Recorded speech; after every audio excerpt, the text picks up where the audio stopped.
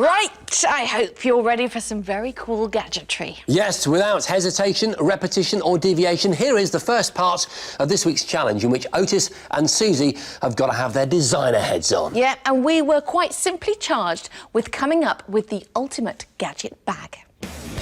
Technology is improving all the time, but cases and bags, apart from the addition of wheels, have hardly changed in decades. It's all very well being challenged to come up with a new type of gadget bag, but I'm going to need inspiration. So I've come here to East Midlands Airport. As I'd hoped, there were a truckload of suitcases on display, but few were as impressive as the power-assisted Live Luggage Classic. Now this I like. There's a sensor motor on board. When the load gets a bit too heavy, it gives you an assist, which is very good for battery life. The downside is it's quite expensive. That said, it's definitely a technology that I'd like to incorporate into my build. Meanwhile, my thoughts were taking an altogether darker path. For me, having your bag swiped is a constant worry, but it had given me an idea. I would like to design a bag using the latest technology that's thief-proof. A bag, if you like, that bites back. And that's why I'd arranged to meet James Friedman. James is a pickpocket extraordinaire, but I should stress he uses his power for good, performing on stage and advising the police and public about bag security. Am I safe? You are safe because I'm not a criminal, that's the good news. I'm one of the honest ones, I give it all back. What kind of things are wrong with the bags that we use today? It's not so much what's wrong with them as what's wrong with the way people are using them, and the design can lead people to use them in the wrong way. I asked James to show me how simple it was to get into people's bags, in the hope that it would give me some ideas. It was worryingly easy. But what do you expect when half the time we can't even see our bags as we walk around? Have I already undone the zip? No. Just check. Is your bag completely open? Yeah, so you wouldn't know. As James proved, the majority of clasps was simply no match for his deft fingers. Have you got something here at all, anything? No? And you're not wearing a nice watch or something? They're obviously designed for ease of use, but of course that plays right into criminals' hands, literally. My bag would therefore have to be tough to open. OK, is this everything? Yes. Driving licence, credit cards, Yes. the whole Yeah. thing? OK, I'm going to put this inside so it's secure. I was shocked that people didn't notice when James removed a wallet or a phone and wondered if my bag should detect if the contents were present or not. Suzi's been stealing quite a lot from you. Why? Is this your wallet? That's mine, yeah, what's she doing with it? Oh my goodness, it was as easy as that. While Suzi was bringing the Gadget Show's good name into disrepute, I was taking a load off. One good thing about cases is that no matter where you are, they always end up doubling as a seat. And that got me thinking, a case that's more than a case. Sitting here looking around, I'm reminded of the one major thing that happens every time you embark on your travels. You wait around. Even when you're on time and your flight is on time, you wait around. So what do you do to pass the time? You eat, you sleep, you read, you listen to music, play games, watch a movie, all the kind of things you'd do if you were at home. To do that on your travels, you have to bring a lot of tech with you. But what if your bag could do all of that for you? With the germ of an idea forming in my tiny mind, I finally felt like I was getting somewhere. Everywhere I looked, people were plugged into tablets, MP3 players, or laptops. It was increasingly obvious to me that to make a successful bag, I'd have to incorporate some entertainment tech. But it didn't have to stop there. There are already some bags available that pack some inspired extras.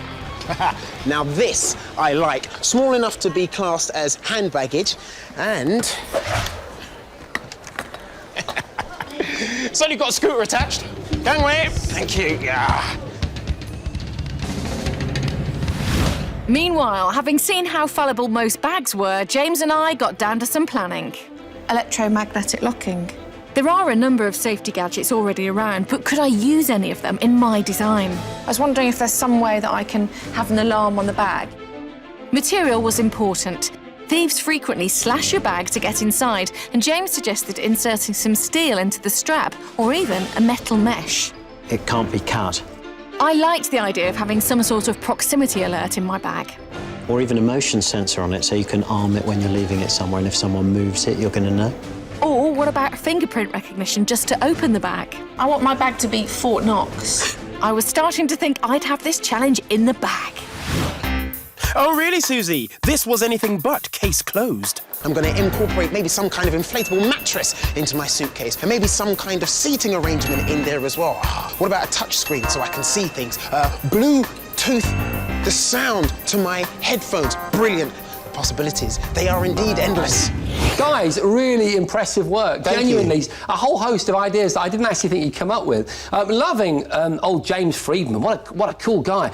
Is it as easy as he made it look to nick stuff? It is, really. It's all about distraction, which is Blimey. why I think that everybody knows somebody, or at least themselves, have Yeah. something stolen from the bag. So you think technology can scupper I think it's the criminal? interesting. Yeah, I do. I hope so. And I think it's interesting that the bags are now getting technical. Yeah, totally, absolutely. And loving your ideas about a bag that you can ride on. It's just fun. No, it's totally fun. But equally, the other thing that you said, which is really quite straightforward, is, you know, bags should be things you can sit on. It's logical. Yeah, it is, really. Because how many times have you been to an airport, when your flight's delayed, there are never any seats, are there? The entire content of the airplane just congregates in one area, there are never any seats. Yeah. You've got your bag, sat down, reading your newspaper. Great stuff. Can't wait to see what you come up with, guys. Welcome back. Now I'd like to talk to you about sound bars. We all know how important surround sound is to achieving a truly immersive and enjoyable movie watching experience. But what if you don't fancy a whole load of separate speakers dotted round your room with all those cables cluttering the place up? Well, then you might be interested in one of these, a soundbar which combines a load of those separate speakers into one unit, and then, quite literally, by bouncing the sound around your room, attempts to recreate a surround sound experience. But can one of these units ever fully create genuine surround sound? Well, it's Halloween tonight, and I've always had a soft spot for scaring people. So I've devised a devilishly cunning yet appropriate way of testing 3 of the most promising sound bars I could find. To test the sound bars, I needed some truly impressive sounds to play through them. So I headed to the London Tombs, where they use sounds, props and effects to terrify hundreds of people every day. But I've not come here just to enjoy the tour. No, the idea is I capture the sounds of all sorts of creepy creatures, play them back through the sound bars to test their surround sound abilities. And to make my test even more terrifying, I'd enlisted the help of Glenn Fremantle, a BAFTA award-winning sound designer who's worked on films like 28 Days Later and 127 Hours. What sort of sounds do you think we should record to test our Well, in here, sound systems? Yeah. screams, footsteps, eerie footsteps, breathing, very, very quiet and just dynamic to make people jump. Brilliant. Let's go and do it. We began by recording the blood-curdling zombie noises from the horror tour using a Zoom H4n digital recorder. Then we'd replace the real zombies in the room by the sound bars, play back the audio through them and see if they could frighten the public as much as the real thing. This room would be great. Sort of home cinema size room, isn't it, actually? Wow. It is, with the surround sounds, we've got the bricks, the resonance. This is a great place to do it, isn't it? It's like...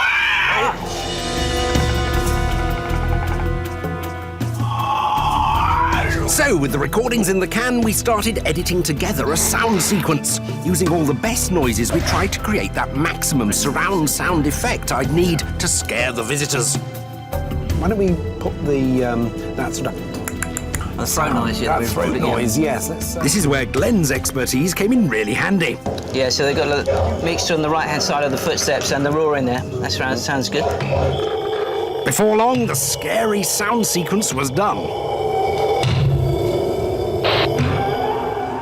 With the zombies out of the way, we put each soundbar in the best possible position, calibrating it if required, and waited to play the horror sequence to our first victims. If these soundbars do what they're supposed to do, the visitors, as they walk past, should look round in all directions as they respond to our sounds. Well, that's the idea anyway. First up was the Yamaha YSP 2200, and as soon as the visitors walked into the room, they started looking around, trying to pinpoint the exact location of the sounds. Immediately, they know where the sound's coming from. Yeah, it's just directional. They're looking straight at it. The technology in the Yamaha means it can control the direction of each sound, creating true directional surround sound. In this case, it seemed to be working. Oh, they're definitely looking around a bit. She's definitely hearing something there. He's looking right around as well. So the Yamaha had fared well. Next up was the entry-level Orbit Sound T12. A bit of a reaction there. Yeah, Yes, he definitely turned around. The Orbit Sound comes with a built-in iPod dock, a separate subwoofer, and their spiritual awareness surround sound system that should, at least on paper, create a spooky and immersive experience. Shame it didn't do the same in the Tombs. On the whole, the visitors seemed unaffected by what they'd heard and not scared at all. If anything, most of them were just looking forward to the soundbar. Go straight past it. So it suggests with the Orbit that they're mainly just looking at the bar itself. Exactly, sort of like a mono sound. Mono sound, very yes. narrow field of sound for that one. Finally, it was time for the last and most expensive of the 3 soundbars, the Bowers & Wilkins Panorama. And immediately we could see the impact it was having inside the tomb. You feel as though they're... Oh, she's looked right. They seem like they're immersed in it at the moment, and that it's around them. Yeah. Oh, yeah, they're all looking. The B&W has a built-in subwoofer and surround sound virtual drivers, which seem to be bouncing the sounds off the walls to greater effect than the previous 2 soundbars. Oh, yeah. That's a definite sense that they were feeling the sound moving around them a bit more. Yeah. It seems to have a more immersive, more involving... This one definitely seems sound like experience. it's giving the experience more than the others. With my initial testing out of the way, I wanted to see how the 3 soundbars would perform in a normal home environment while watching a movie. So we headed to Glenn's audio studio with a Blu-ray of a horror film, The Ward, and settled down for some further terrifying testing. First up, the Yamaha. Well, it seems to me there's a lot going on there. Pick out little bits, little details. Yeah, it's a lot more detail within the sequences that were there. With this system, it does bring them out more. You can work your way around the screen, hearing lots of little detail in it. The Yamaha had impressed Glenn with its detailed sound. It was time for the Orbit Sound T12. It's not bad. I mean, the width is not too bad. You do feel the width of it, but you're not getting the definition of the sound, obviously, when it's going over you or coming from the back to the front. So the Orbit Sound was a bit lacking in definition. What about the final soundbar, the Bowers & Wilkins? You get really immersed in the picture, and it comes all around you. And it's a nice sound to listen to. The B&W is definitely one I would have. I'm sure it'd be a justifiable business expense. Yeah, definitely. Exactly. So with the B&W coming out top again, it was time for the G ratings. And it's 2 Gs for the Orbit Sound T12. It's a step up from your TV, but it doesn't offer much in the way of sound detail. The Yamaha gets 3 Gs. Even though it produced a more defined surround sound, it wasn't good enough to justify its hefty price tag. And it's 4 Gs for the Bowers & Wilkins. With its enjoyable, involving sound, it gets closest to replicating a good set of separate speakers.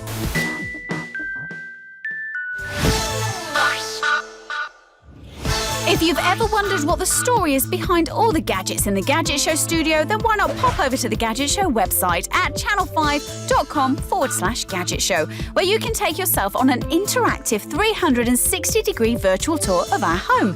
There you'll find every piece of tech on the Gadget shelves and discover when it was first featured on the show. It's live right now, so head on over there. Right, now it's time to return to this week's challenge, in which Otis and I had to come up with some brilliant and inventive ideas to create a unique gadget bag. Yep, I decided to go with the ultimate travel case. That is, a case that could travel with me riding on it. And it would also incorporate a whole host of multimedia devices. Whereas I'd realised that our bags are completely susceptible to those pesky criminals. So I was using tech to make the ultimate unstealable bag. Now, most products take years before they reach the shops, but Susie and I had just 4 weeks. 4 weeks! And we had to find someone each to help us.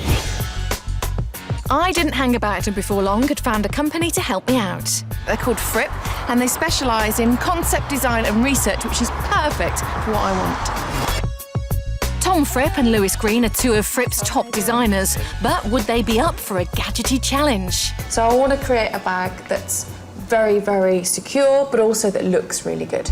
Meanwhile, I was making progress of my own. Designers Andy Shaw and Charles Jones had agreed to help me refine my ideas. I want it to be a really rugged suitcase, one that can take knocks and scratches and come off still looking nice. Anything that's off-putting to anybody trying to take the bag, I think is a really good thing. Flashing light, LED warning system. We could use Kevlar. Oh, I love Kevlar. That's what Batman has in his suit. What we want it to do is be able to sense what it's got inside it when you place stuff inside it, so it knows what's in there. If you want a truly mobile gadget bag, then I think we're definitely going to need a motor in there somewhere.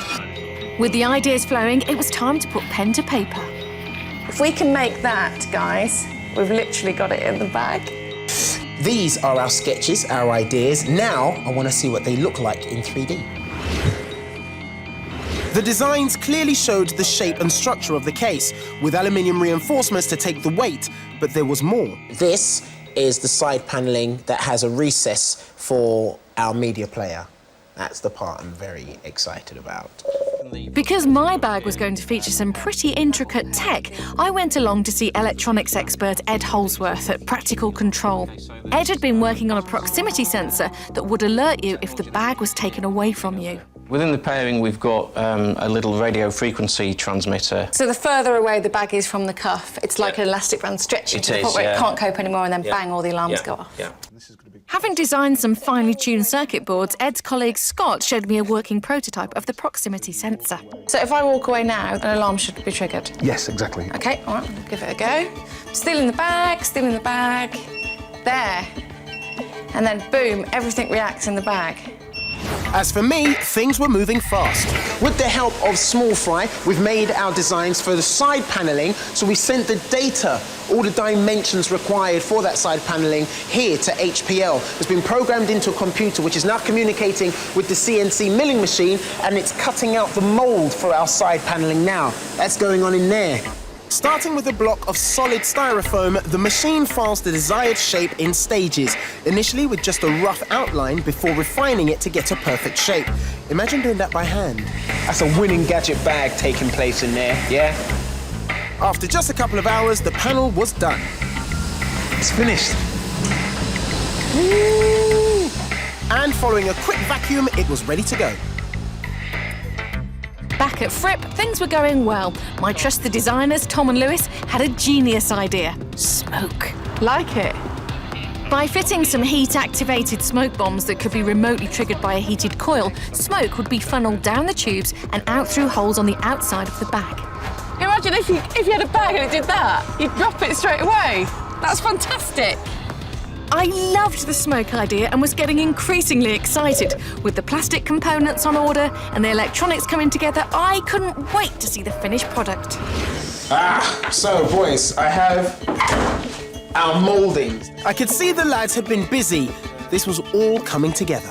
Here's the aluminium substructure, which will be the backbone of the case. It's hinged over here, so it'll open from this side. Oh, nice. Even better was the fact they'd already fitted the frame to the scooter. What's not to like? It was time to talk tech, but all of a sudden I had a small scare. I decided to use the Arcos 10.1 for its all-round capabilities, but although everything had been measured, it's somewhat wide. Well, the design is fit for the screen, so the screen will sit directly behind it when we cut out a section of the Kevlar.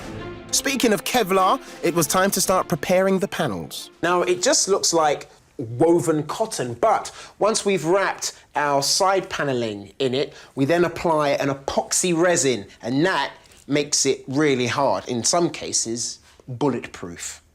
It was time to get busy. The substructure, panels, motor and tablet all needed to be pieced together, and I got to wear some unbelievably cool goggles. This really was going to be the king of cases. Here he comes. Oh, look at that. Look at that. Nice. That's fantastic. Allow me to introduce to you my ultimate travel case. Oh, okay, it's got a motor on it. Yeah, okay, so sure. you can scoot along. You can travel conventional style. Yeah. If you want. Why would you want to travel traditionally? Exactly. Now, Really good. I've got a touchscreen multimedia device there. Nice. Okay, with a little webcam. Okay. That can be controlled using my smartphone. Wow. Clever Shall stuff. we, Yeah. should we open it up? Oh, natty. Open it up. Oh. Then, if you have a hot beverage, that will keep it nice and warm. It's a hot plate. Yep. Cool. I've got Bluetooth earphones, so you can listen to what you're watching, and of course there's a mattress in there too. There's a lot more room in there than I thought there would be. Yeah. Don't you think? Yeah, I could fit about 3 pairs of shoes in there. Blimey. Nicely made. That is Thank you very much. Do you know what? fabulous, isn't It's lucky that you've got such a classy number sat next to you here. Please talk us through the tech, Suzi P. Thank you very much. This is my bag here. I've got my proximity alarm on my arm, so if you run off with it, the alarm will go off, I will know. It's purely for me, because this is my fingerprint recognition technology here. So the bag has the flap on the inside, the brand on the outside. This is my speaker. You've got LED lights here, which shows me, because it's activated now, that my mobile phone and my keys are in the right pouches. Oh, that's a great idea. Yeah. So not even theft in terms of walking out the house. Have I got my key? Yeah, I've got my keys. You know it's there because you've got your little lights. And if you run off with it, of course, the smoke alarms go off as well. Can I have a go? Yeah, have a go. Can I go yeah. in? So it's fingerprinted up for you, right? It is, it is. So really, I shouldn't be able to do this, should I? No.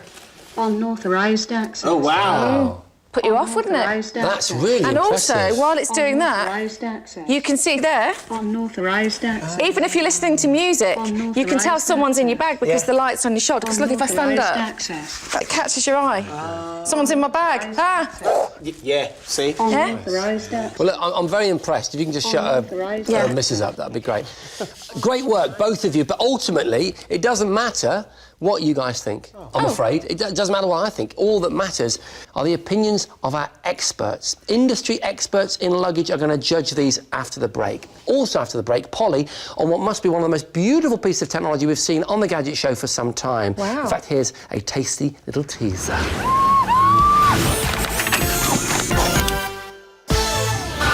Welcome back. Now, obviously, Halloween is synonymous with two things, treating. We've done the whole treat thing by virtue of offering you a splendid supply of gadgetry throughout today's show. But it's now time for the trick bit.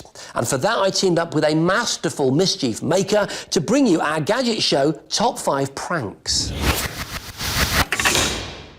To help me prove just how unfriendly gadgets can be, I teamed up with professional trickster Paul Zenon to play some gags on members of the public with a few choice bits of tech. Hey! Hang on, what was that? Ah! That old one? Hey, you see, I had one of those. OK, so you reckon with the tech that we're going to utilise today, we're going to get the kind of results we're after? Absolutely, and the great thing is there's loads of high-tech stuff on the high street, so we're going to use our tech to mess with other tech. At number 5, we decided to hit the streets and generate a few sparks. What it basically does, you press that thing there and... Oh, does that. Paul had kitted me out with this spark generator from his own private collection. Oh, and he'd made one little addition, a retractable keychain. We weren't at school together, but we should have been, because we'd have both been expelled. Well, yeah, we should have been at school full stop. Don't you think? Yeah. But could I convince the public that their own gadgets were hot stuff? So I can send you a picture of you and the ladies? Oh, no! Can I borrow the phone? Ah!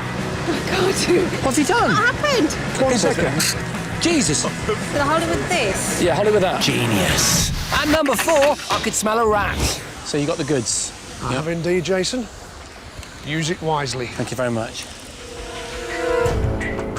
Remote control gadgets don't come much more gruesome than this, the RC rat. But would anyone be frightened by our not-so-furry friend?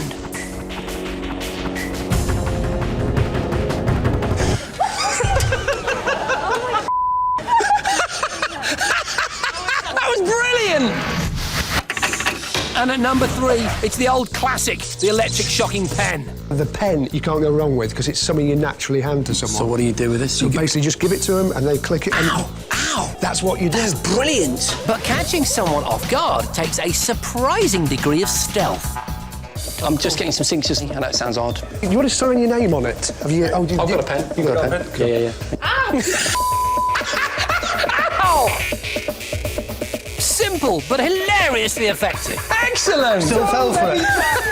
It's Paul. Thank Paul. He's the one to thank for it. No. At number 2, it was time for pranking on a mass scale. And this prank uses one of the best-known applications out there, Skype. All we've got to do is push that button and all those phones are going to ring. Cool. What a lot of people don't know is that you can use Skype to dial multiple numbers at exactly the same time for conference calls and the like. We'd saved all the office phone numbers in one group imaginatively called the Gadget Show Office. Want to do the honours? Yeah.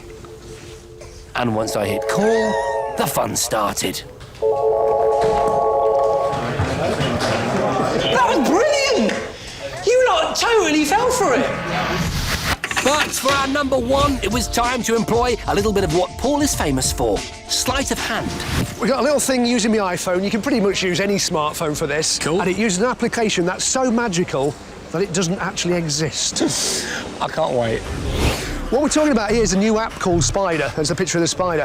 What this is with a spider, you know the move where you do the pinch thing? Yeah. You basically touch it like that, touch the screen, and it can get bigger and smaller, the pinch move, right? If you use 3 fingers at the same time, this is the new thing about this, 3 fingers at the same time turns it into 3D.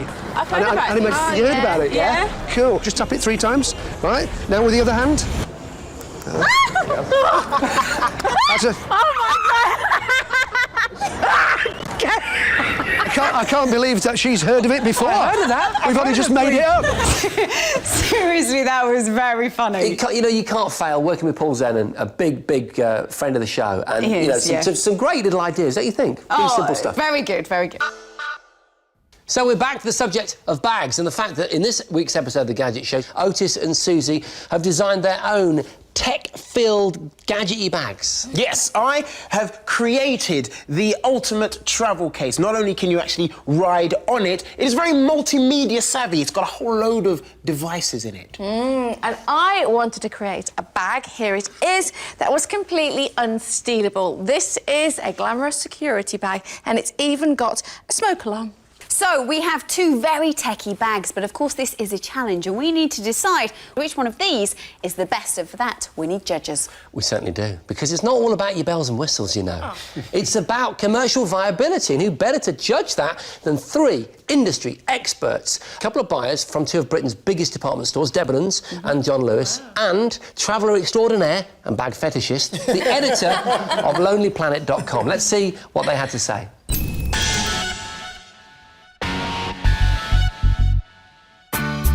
First up, we showed our judges Suzi's bag, and it was clear they were impressed.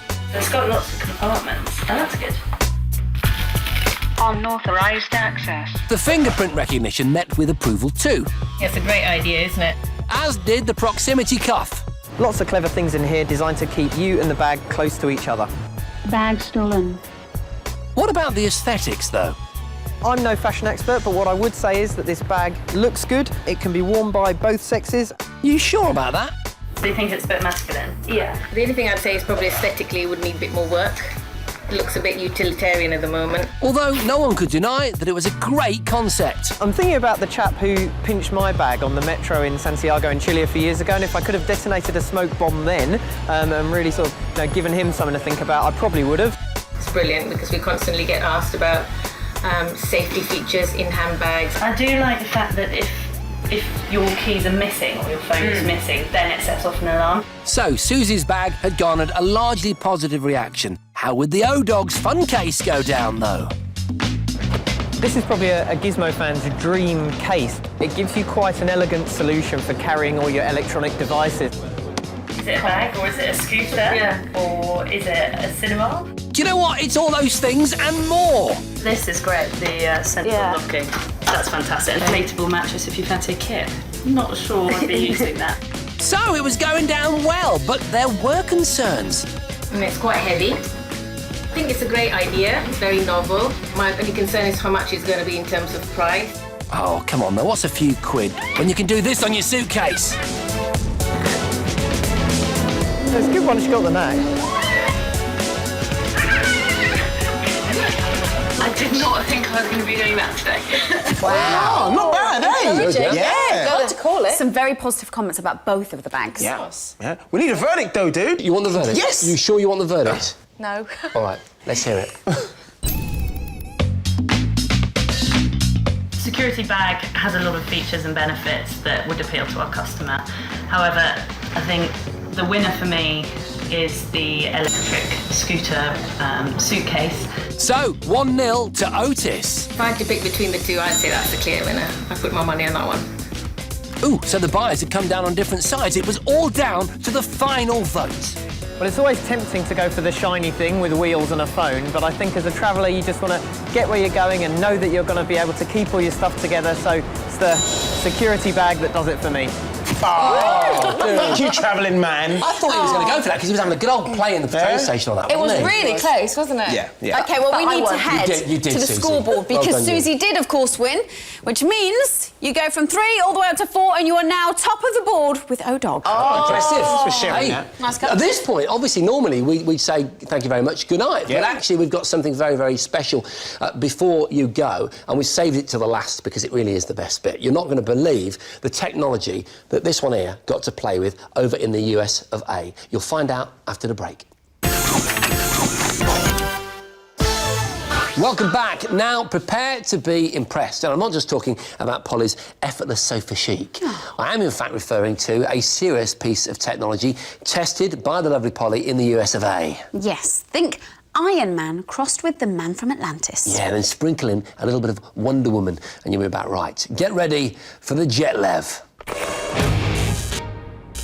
Imagine a machine that'll allow you to skate across the surface of the water 1 second and soar high above it the next.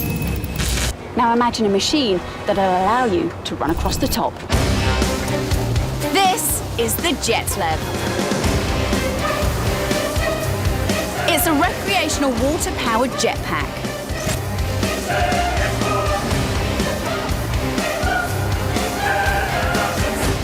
Travis, the pilot, controls the amount of thrust using a motorcycle-type twist grip in his right hand, and he steers by raising and lowering the 2 control arms, which alters the angle that the jet nozzles point.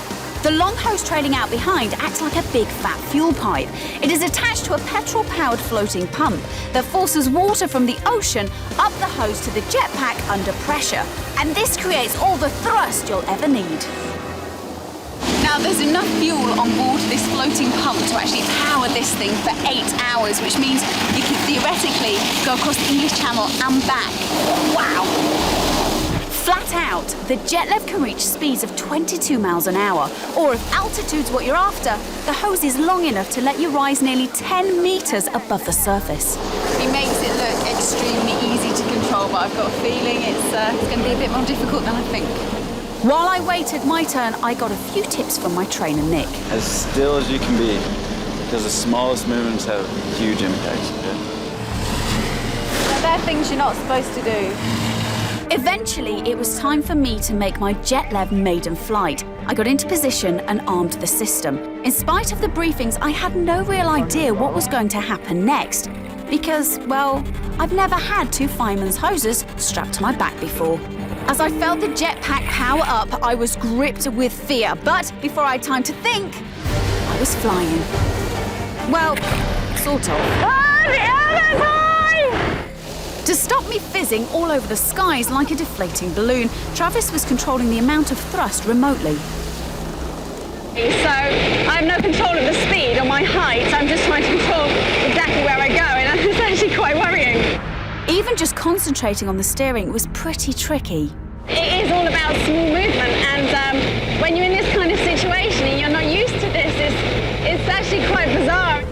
Pulling both control arms down points the nozzles further back, so you accelerate forward. You hover by raising both arms and turn by lifting one and dropping the other. I'm kind of lost for words. It's really hard to kind of concentrate because I am actually very scared. Amazing though my JetLev experience was, the sheer power meant I was finding it really difficult to control. That's scary. And it was about to get worse as part of the camera kit slipped over my eyes. Hang on, my helmet. I can't see what I'm doing. I decided I'd had enough. Do you mind if I go back in? Just grab it with both hands, okay? That'll keep your head out of the water. Controlling it, took a little bit of getting used to, and I did freak out a couple of times drinking so much salt water. But after a bit of rest and with the helmet camera removed, I decided to give it another go.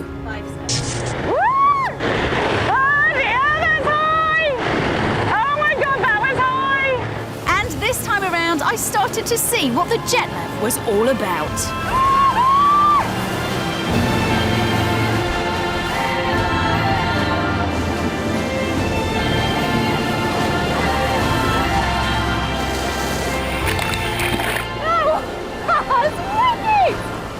that felt how I wanted it to feel and how I imagined it to feel. And it felt fantastic. The system costs around £70,000. That's supercar money. Which would I prefer? Oh, come on, do you really have to ask? There's no car on Earth that's this exciting. Nice. Oh, that was truly incredible technology. What an amazing experience you had. Oh, absolutely. That was one of the most exciting things I have ever done on the Gadget Show. I felt like Iron Man. Just awesome. And what was really impressive was obviously you got a little bit perturbed with the first try, and you got back on it, and then you really did seem to fly. You really went for it. Yeah, I'm then. not keen on open, deep water, but I loved it. Second time round, I was like, yeah, bring it on. Well done, Polly. Terrific. Yeah, Awesome well done. work. That's all we've got time for in this week's show. We'll see you next time. See you next time. Bye. Bye.